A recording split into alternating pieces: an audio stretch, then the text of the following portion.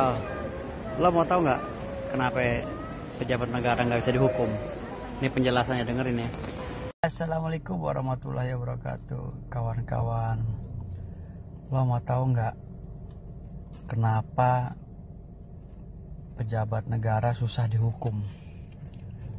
Mau tahu nggak kenapa? Mau tahu nggak kenapa pejabat negara itu selama ini nggak pernah kena hukum? Selalu aja lolos.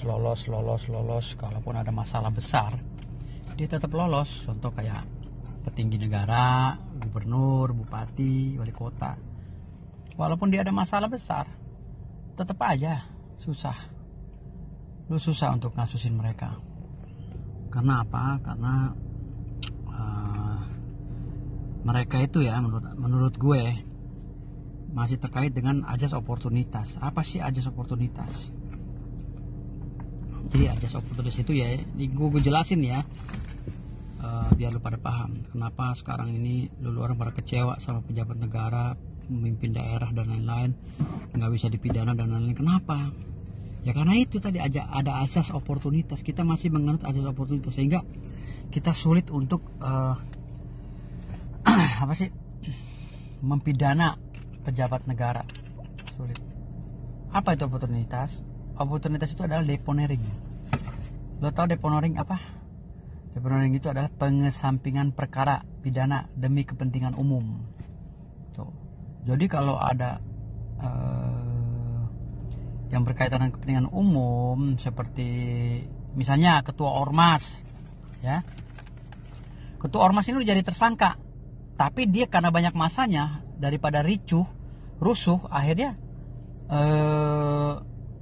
dikesampingkan. Misalnya ketua partai ada masalah kasus pidana pun dia dikesampingkan, nggak bakal kena karena dia mempunyai massa strategis yang akan mengganggu stabilitas nasional. Itu pertimbangannya ajas oportunitas. Itu dituangkan dalam Undang-Undang Nomor 16 Tahun 2004 tentang kejaksaan. Itu ditegaskan tuh di Kejaksaan Agung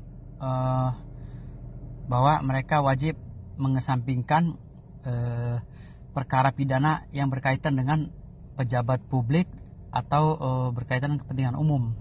Contoh ketua ormas, presiden misalnya, atau ketua partai atau ketua LSM yang punya massa strategis ya, yang bisa mengganggu ketertiban umum. Itu di pasal 35 huruf C Undang-Undang Nomor 16 ya tahun 2004 tentang kejaksaan. Itu jelas-jelas apabila ya ada pelanggaran pidana yang dilakukan oleh pejabat atau orang perorangan yang berkaitan dengan kepentingan umum, maka jaksa atau hakim wajib mengesampingkan kasus pidana tersebut. Dikesampingkan, ditiadakan lah bahasanya begitu.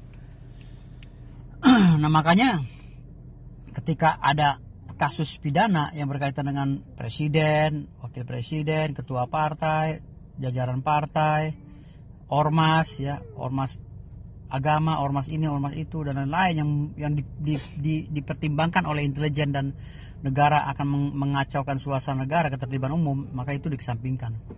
Gitu. Makanya jangan sampai salah paham kenapa jaksa hakim di pengadilan itu tidak akan memproses kasus-kasus laporan yang terkait dengan pejabat negara dan lain-lain, karena itu tadi pertimbangannya ajas oportunitas. Selama kita masih pakai asas oportunitas, maka tidak akan pernah tersentuh pejabat tinggi negara atau siapapun, ya termasuk ketua ormas atau gangster sekalipun ya, itu oleh hukum pidana. Itu pertimbangannya. Semoga kalian paham ya kenapa pejabat negara dan lain-lain tidak kena hukum. Lamban, terkesan lamban penanganannya pejabat yang berkaitan dengan pucuk pimpinan. Makasih. Salam hormat dari saya. Wassalamualaikum warahmatullahi wabarakatuh. Mari bersama kita membangun